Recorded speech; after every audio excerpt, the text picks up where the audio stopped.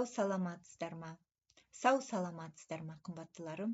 Күнделікті Құран кәрімнен үзінді оқиық. Бисмилля-рахмани-рахим.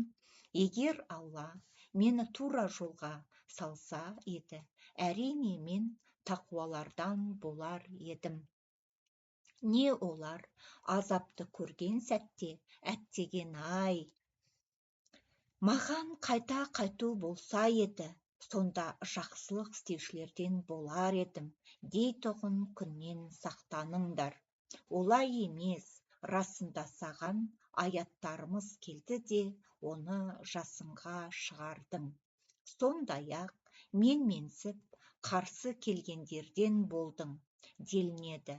Мұхаммед алейхиссалам, қиямет күні Аллаға өтірік айтқандардың беттері қап-қара болғанын көресің.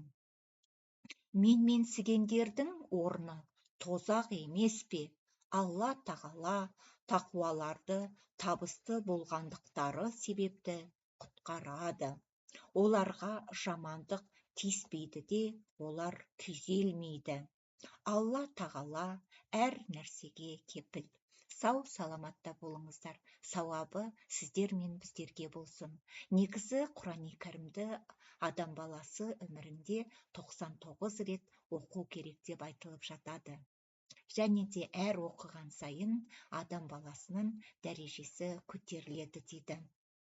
Сондықтан да шамаларыңыз келгенін оқып, немесе сіздерде осындай Құран кәрім үйлеріңізде болмайтын болса, тыңдап сауап алуларыңызға болады. Сауабы сіздер мен біздерге болсын.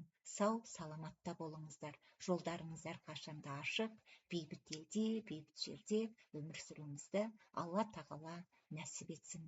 Қазақ елі дамып, ең дамыған қазақ елінде өмір сүруімізді өзімізге, балаларымызға, ұрпағымызға, қазақ халқына Алла нәсіп етсін.